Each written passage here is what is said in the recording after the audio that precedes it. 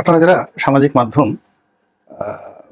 নাড়াচাড়া করেন বা সামাজিক মাধ্যমে সময় কাটান, Facebook, YouTube, Twitter, LinkedIn, Baidu থেকে শুরু করে আরো অনেকগুলো যে গণমাধ্যমের বিপরীতে সামাজিক মাধ্যম রয়েছে, সেখানে জামাতের আমির ডাক্তার শফিকুর রহমান, তাকে নিয়ে মানুষের যে চিন্তা এবং চেতনা, এটি আজ থেকে 1 মাস আগে আমরা কেউ কল্পনাও করতে পারিনি। কয়েকটা ভিডিওতে আমরা দেখলাম যে অনেক ইউটিউবার, ভালো ভালো ইউটিউবার, তারা তুলনা করার চেষ্টা করছেন কে হবেন আগামী প্রধানমন্ত্রী, শফিকুর রহমান, ডাক্তার শফিকুর রহমান নাকি তারেক রহমান। বোঝার চেষ্টা করুন যে বিএনপির ভারপ্রাপ্ত চেয়ারপারসন তারেক রহমান সাহেবের নামটি দ্বিতীয় জায়গাতে উচ্চারণ করে প্রথমেই ডাক্তার শফিকুর রহমানের নাম উচ্চারণ করা হচ্ছে।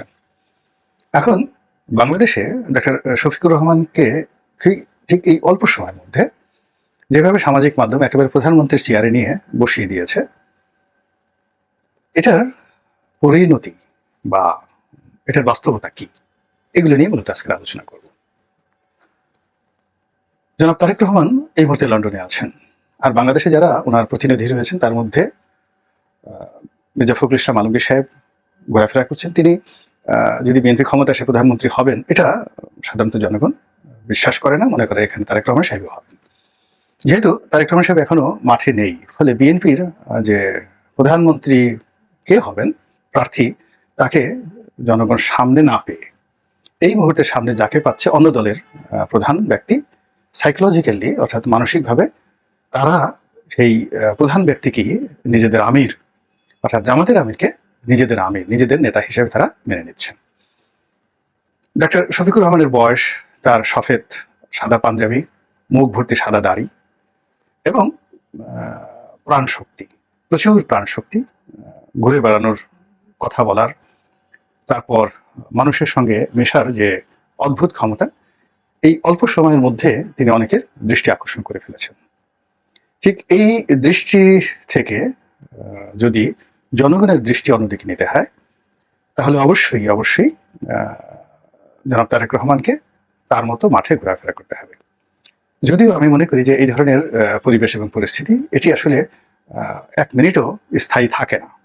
অর্থাৎ রাজনীতিতে দেখা গেল যে খুব সম্ভাবনা তৈরি হলো একজনের, আমি আমার নিজের কথাই বলি, যেমন ধরুন আমরা 5 জন বা 6 জন এমপি প্রার্থী আছি নির্বাচনী এলাকাতে, তো সারা বছর ওখানে কাজ করলে এবং স্থানীয়ভাবে খুবই জনপ্রিয় এরকম প্রার্থীকে বাদ দিয়ে দেখা গেল নমিনেশন পেল অন্য একজন লোক।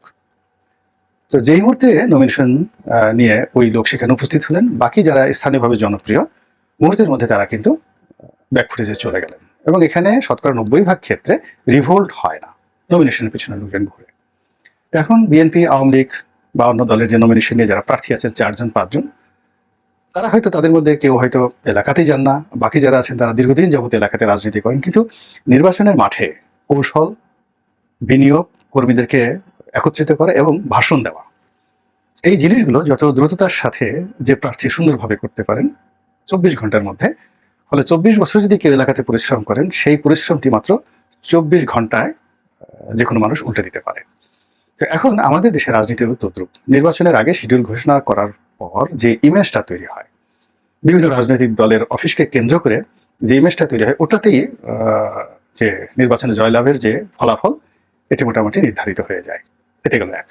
এখন যদি দেখেন যে আওয়ামী লীগ অফিসে কোনো লোক নেই, বিএনপির অফিসে অনেক বেশি লোক, তার সাথে জামাতের অফিসে বেশি লোক, এগুলো কোনো কাজে আসবে না যদি নির্বাচনের শিডিউল ঘোষণা করার সময় কোন দলের অফিসে সবচেয়ে বেশি লোক মনোনয়ন প্রত্যাশী ভিড় করে, এটার উপর নির্ভর করবে প্রাথমিক বিজয়।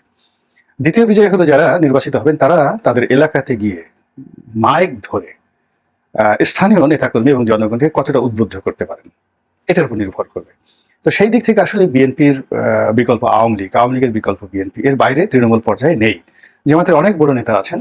এখন যদি সত্যিকার আপনি ধরুন ডাক্তার শফিকুর রহমান সিলেট সদরে দাঁড়ালেন, একক সিঙ্গেল, উনি যদি প্রেসিডেন্ট হিসেবে দাঁড়ান সেটা আলাদা কথা, কিন্তু যদি এমপি হিসেবে দাঁড়ান, তো সেখানে বিএনপির যদি আরিফ সাহেব দাঁড়ান, মেয়র, বিএনপির সাবেক মেয়র আরিফ সাহেব দাঁড়ান, তারপরে আওয়ামী লীগ থেকে যদি ওখানে স্থানীয় কোনো জনপ্রিয় প্রার্থী দাঁড়ান, তাহলে চিন্তা করুন যে সেই সিলেট সদর আসন থেকে ডাক্তার শফিকের জন্য পাশ করে আসাটা কতটা কঠিন হবে। ওনার যে এই যে জাতীয় ইমেজ, সারা বাংলাদেশ তাকে খুব ভালো জানছে, এটির প্রভাব কিন্তু সিলেট ওই শহরে পড়বে না। সিলেটের স্থানীয় জনগণ আওয়ামী লীগ, বিএনপি, জামাত তাদের যে ভোট আছে, ভোট ব্যাংক আছে, সেটার উপরে কিন্তু তাদের যে জয় পরাজয় সেটা নির্ভর করবে। এখন ডক্টর শফিককে বাদ দিয়ে যদি দলের অন্যান্য যে সকল 10 জন নেতাকে ধরেন, 50 জন নেতাকে ধরেন, নমিনেশন দিলেন।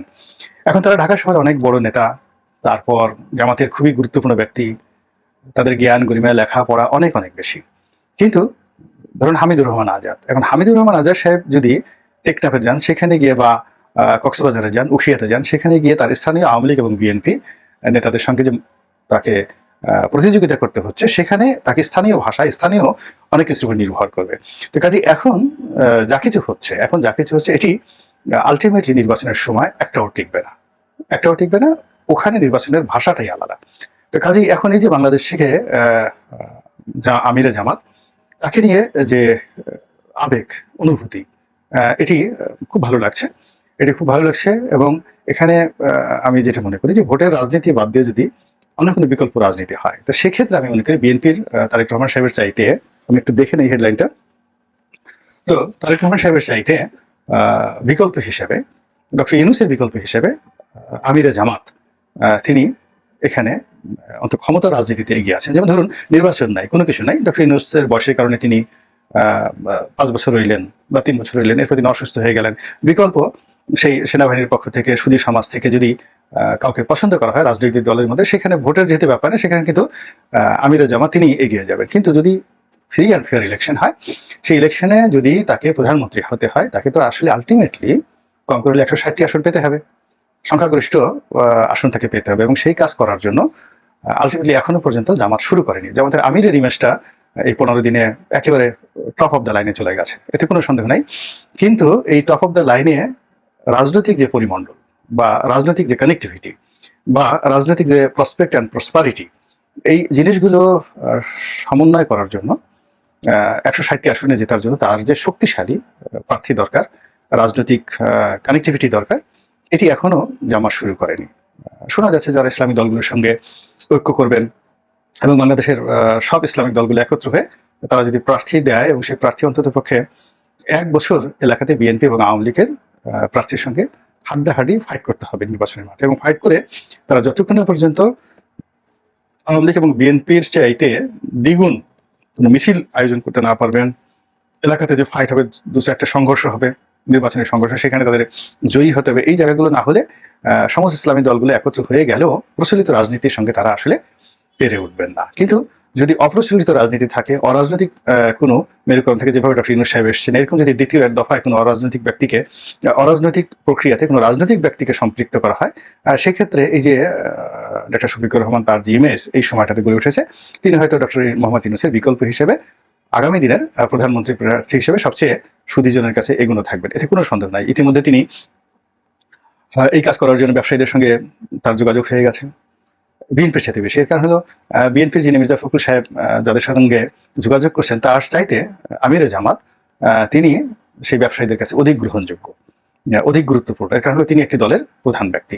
এরপর তার যে ফাইন্যান্সিয়াল সাউন্ডনেস আছে, দলের যে ভিত্তি রয়েছে, এবং ইতিমধ্যে তারা তো বেশ কয়েকটি ব্যাংক, যেগুলো জামাত ইসলামী লোকদের সংখ্যাগরিষ্ঠতা ছিল বিভিন্ন সময়, সেই ব্যাংকগুলোতে তারা এসালামের কাছ থেকে কর্তৃত্ব প্রতিষ্ঠা করে ফেলেছে।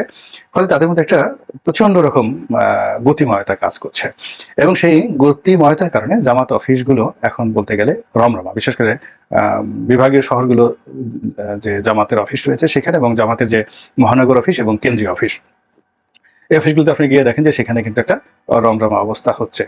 এবং সেই রমরমা অবস্থার কারণে দেখা গেল যে 1 সপ্তাহ আগে যেখানে চীনের রাষ্ট্রদূত, তারপরে পাকিস্তানের রাষ্ট্রদূত মির্জা ফখরুল সাহেবের সঙ্গে বৈঠক করেছেন, তো 1 সপ্তাহ যেতে না যেতেই চীনের রাষ্ট্রদূতের মনে হয়েছে যে না, আগামীতে হয়তো জামাত ক্ষমতায় আসবে বা জামাতের আমি দেশের প্রধানমন্ত্রী হবে। তো তিনি কিন্তু এসে জামাত অফিসে দেখা করেছেন। একেবারে অবিশ্বাস্য একটা ঘটনা।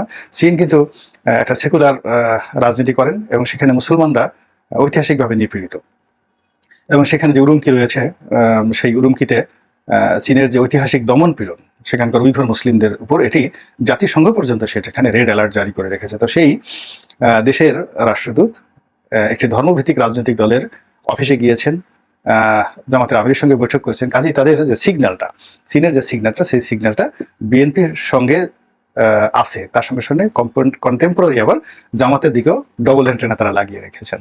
বিএনপির দিকে অ্যান্টেনা আছে, জামাতের দিকে অ্যান্টেনা আছে, যেখানে গিয়ে লাগে। আবার পাকিস্তানের সঙ্গে বিএনপির খুব ঐতিহাসিক সম্পর্ক, রাজনৈতিক সম্পর্ক, কিন্তু আত্মার সম্পর্ক কিন্তু জামাতের সঙ্গে। সেই আত্মার সম্পর্ক, সেটা সেই 60-এর দশক থেকে আত্মার সম্পর্ক, এবং সেই সম্পর্ক নিয়ে অনেক নেতিবাচক কথা রয়েছে, যেগুলো আমি এখানে বলবো না। তো ফলে এখানেও যদি পাকিস্তান এখানে ডবল স্ট্যান্ডার্ড করে, দুটো এন্ট্রি, একটা বিএনপির অফিসে রাখে আর একটা জামাতের অফিসে রাখে, তো সেক্ষেত্রে যদি তাদেরকে আল্লাহর কাছে চাইতে বলা হয়, তাহলে সেই যে পাকিস্তানের যারা কর্তা ব্যক্তি, আইএসআই যারা কর্তা ব্যক্তি, তারা সবসময় ইয়া জামাতু ইয়া জামাতু বা ইয়া জামাতি ইয়া জামাতি, ইয়া বরকাতু ইয়া বরকাতু, এইভাবে তারা জিকির করতে থাকবেন যে অ্যান্টিনা পাচ্ছি, কিন্তু জামাত যেন এখানে জয়লাভ করে। এবার আমরা জাল পাতি, জালে বসে বসে ঠিক আছে আল্লাহ একটা বড় রুই মাছ ধরা পড়তো। তো এই মুহূর্তে দেখা যাচ্ছে যে রাজনীতির ময়দানে যে খেলাধুলা হচ্ছে, সেখানে জনগণের এক ধরনের হিসাব, কিন্তু যারা কূটনীতিবিদ রয়েছেন তাদের হিসাব ভিন্ন, ডক্টর ইউনূসের হিসাব ভিন্ন, আমলাতন্ত্রের হিসাব ভিন্ন, আর যে সুদী সমাজ রয়েছে, ব্যবসায়ী সমাজ রয়েছে, তাদের হিসাব ভিন্ন। এবং সেই দিক থেকে সবচেয়ে সুবিধাজনক অবস্থানে ডাক্তার শফিকুর রহমান যে পৌঁছে গেছেন, সেটিকে বিএনপি কিভাবে মোকাবেলা করে সেটি দেখার বিষয়। আল্লাহ আমাদের সবাইকে হেদায়েত দান করুন এবং হেফাজত করুন।